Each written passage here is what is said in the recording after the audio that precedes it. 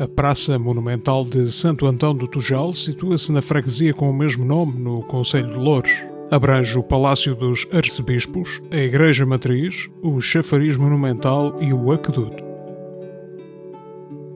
Este conjunto foi construído e remodelado no século XVIII em estilo barroco por iniciativa de Dom Tomás de Almeida, primeiro patriarca de Lisboa, segundo o projeto do arquiteto italiano Antonio Canevari.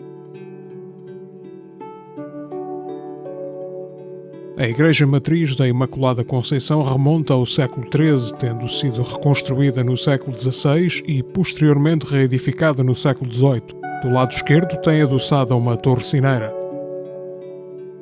A sua fachada apresenta 3 nichos contendo estátuas em mármore italiano representando ao topo a Nossa Senhora da Conceição, à esquerda a Rainha Santa Isabel e à direita São João de Deus. A entrada na igreja é antecedida por uma espaçosa galileia, decorada com painéis de azulejos azuis e brancos, organizados em 2 registros, o inferior decorado com albarradas, vasos florais, e o superior com nichos contendo representações de santos. Junto a esta igreja foi montada, em outubro de 1730, uma grande barraca finamente decorada para receber as cerimónias de bênção dos sinos destinados ao Palácio de Mafra, conduzidas por Dom Tomás de Almeida.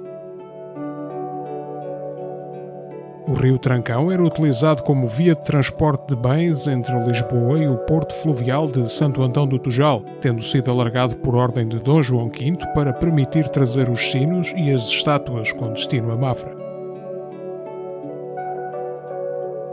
A praça é dominada pelo imponente Palácio Fonte Monumental que foi projetado por António Canevari como peça central do complexo, apresentando uma forte componente cenográfica, marcada pelas carrancas que decoram as bicas de água. A fonte, em cantaria de calcário, situa-se no centro da fachada do palácio, sendo antecedida por uma escadaria e possuindo um tanque de perfil curvilíneo na parte inferior.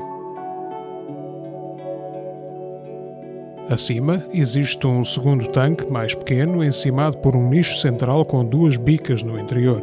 O topo é arrematado com um frontão curvo com o escudo de armas de Dom Tomás de Almeida, ladeado por fogaréus.